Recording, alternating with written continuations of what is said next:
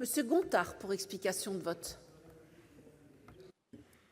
Merci Madame la Présidente. Moi, dans le même sens, je pense que ça évolue quand même, parce qu'il y a quelques temps, j'ai eu l'occasion de poser cette même question à la secrétaire d'État Brune Poirson, et elle avait un discours un petit peu autre, et en tout cas disait qu'on devait aller dans ce sens-là, qu'on devait y réfléchir, et j'ai senti quand même qu'il y avait une ouverture. Donc je pense qu'il faut encore, elle nous a même dit il faut pas arrêter de l'embêter, qu'il faut continuer. Donc c'est pour ça que je continue, parce que comme ce qui a été dit, il me semble que sur la taxation carbone, si on veut qu'elle fonctionne et qu'elle soit comprise, il faut qu'elle soit juste et qu'elle soit comprise, et qu'il y ait une vraie cohérence dans la politique qui est menée par le gouvernement.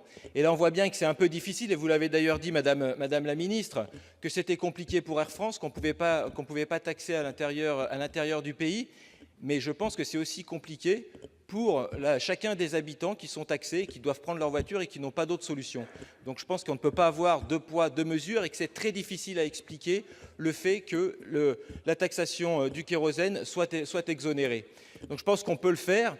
Après, on me donne toujours effectivement l'exemple que c'est que dans notre pays que ce n'est pas possible. Il me semble qu'il y a un pays qui le fait, qui est la Suède.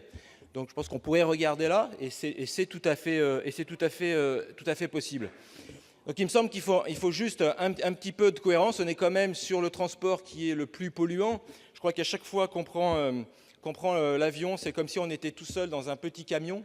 Donc si on veut avoir une certaine logique, le rapport du GIEC nous disait que chaque action, et les actions doivent être rapides et doivent se faire dans les 2 ans et demi qui viennent si on veut être efficace. Il me semble que là, on a une occasion, et une vraie occasion aussi, que la France soit en avant et donne l'exemple aux autres pays. Je l'ai dit qu'il y avait la Suède aussi, mais si ensuite on veut aller dans les négociations internationales, il me semble que ça serait aussi